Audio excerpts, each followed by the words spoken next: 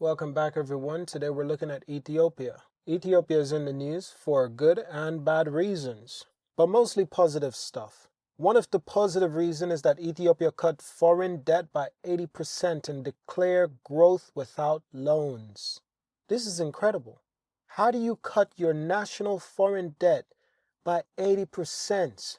That is remarkable.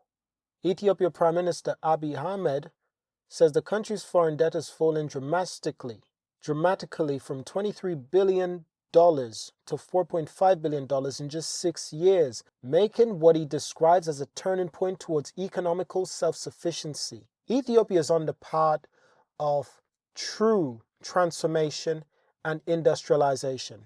The leadership is doing well. Are they doing perfect? No. Is any government doing perfect? No.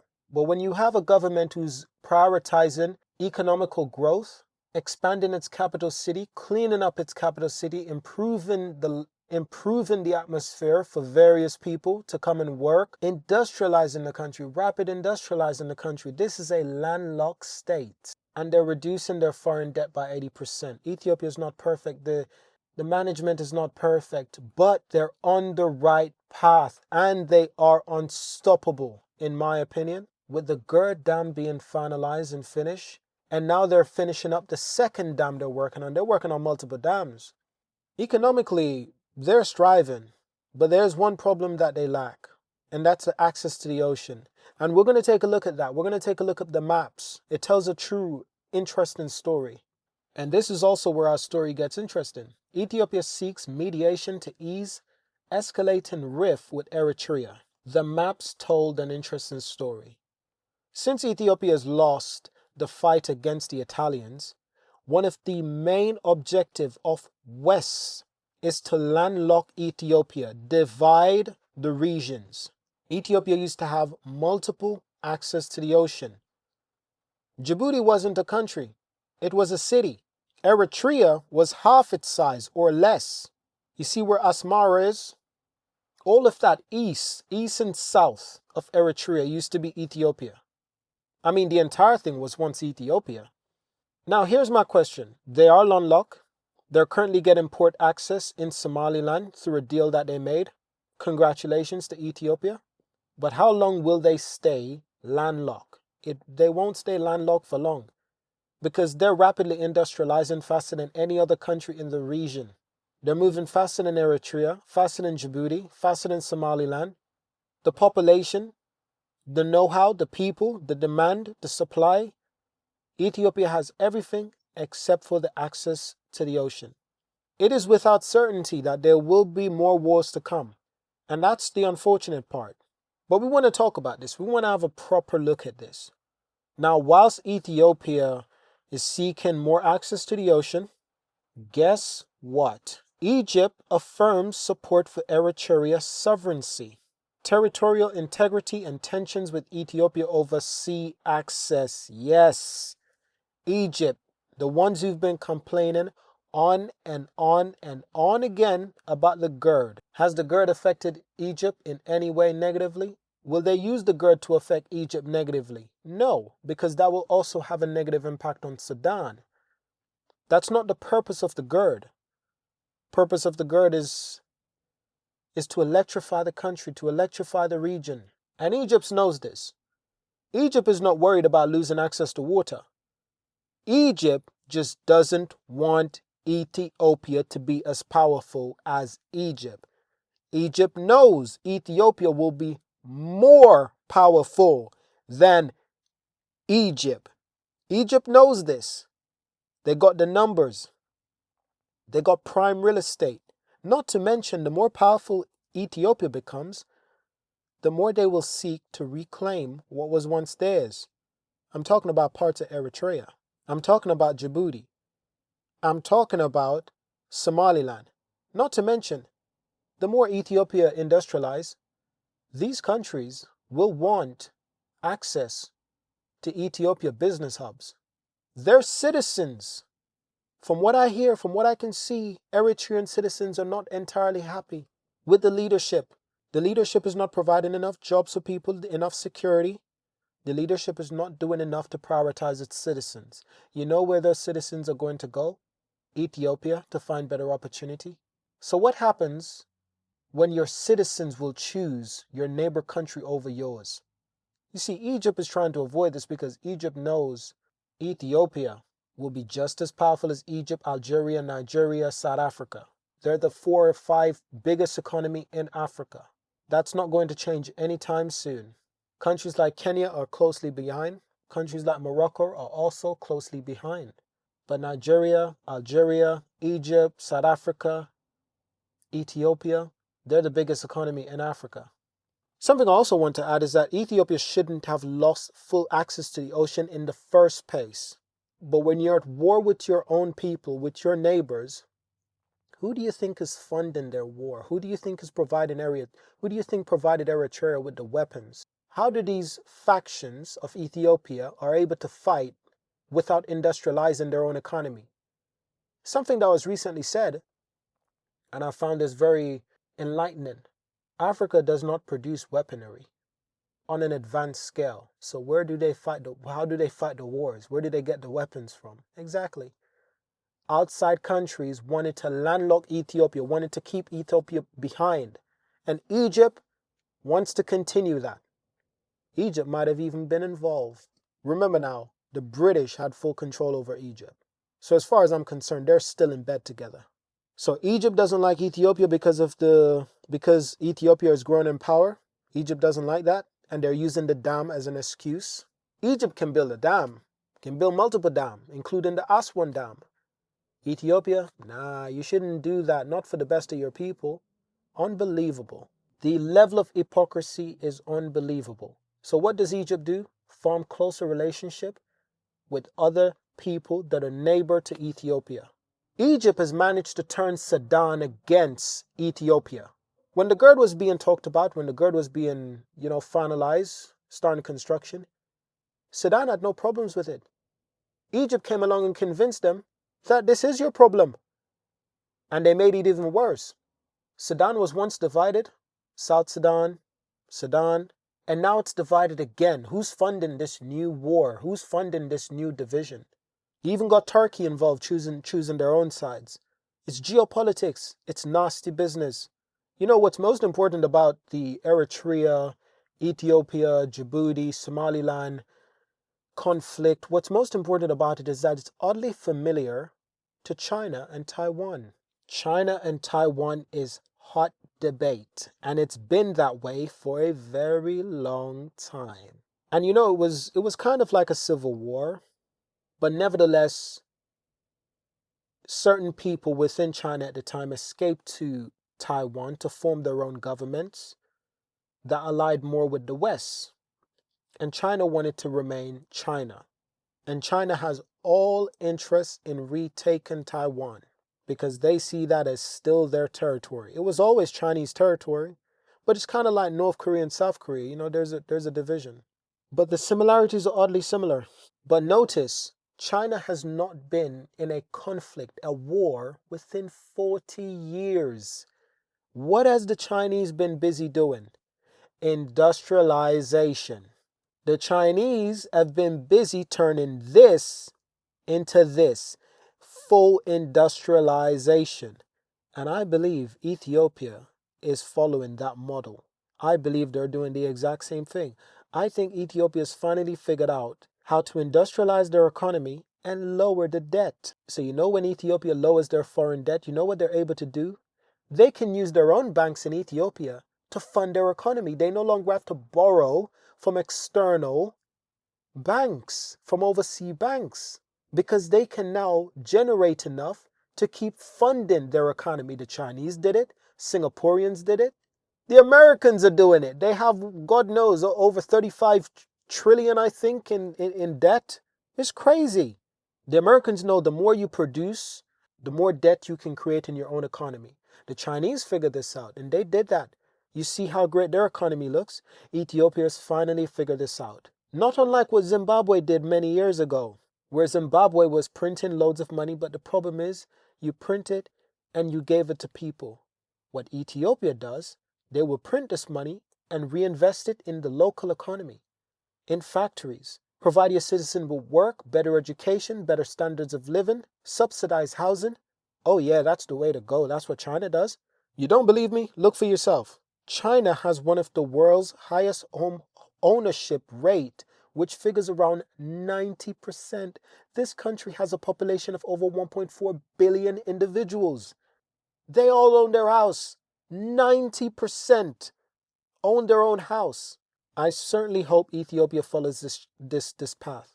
If Ethiopia allows external investors to come in, buy a plan, lowers the value, lower the value, buy a plan, lower the value, they will gentrify the area and turn it against the very citizen. And those citizens won't be able to work in Addis Ababa if the rent goes up sky high. The government has to carefully manage this. They can't allow too much foreign investors.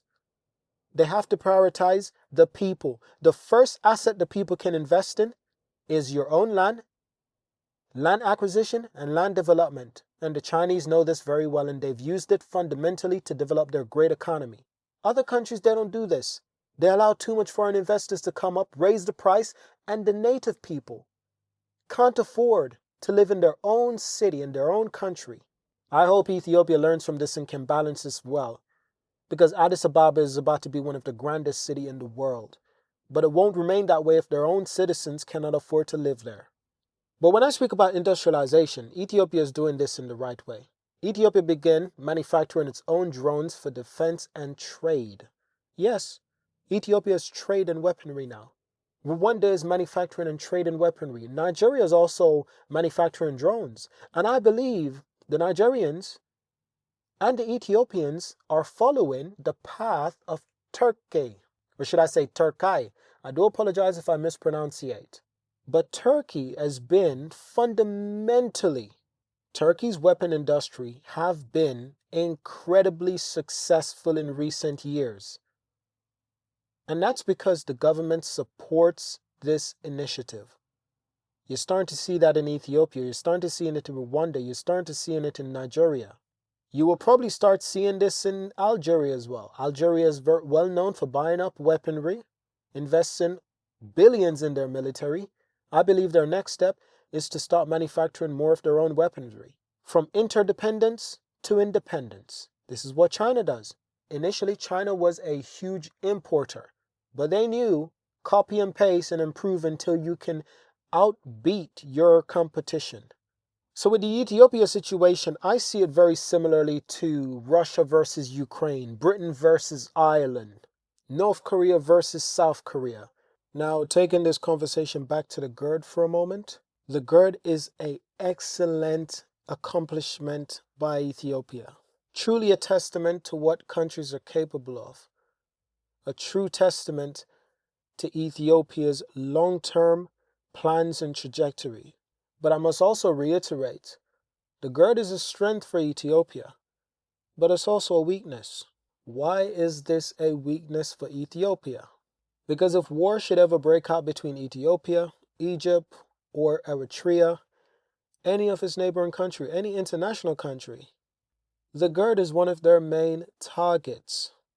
It's a vast infrastructure, took years to build, but needless to say, if anyone attacks the GIRD in a war on such a scale, the response from Ethiopia would be troublesome.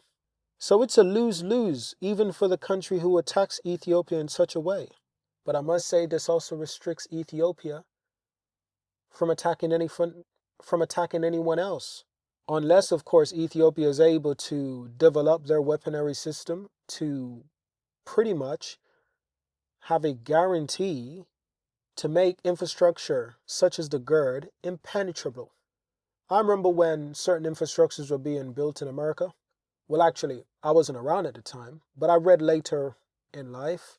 And America wanted to avoid certain vast infrastructure because of the worry of war. I think a great contention was the Golden Gate Bridge in San Francisco.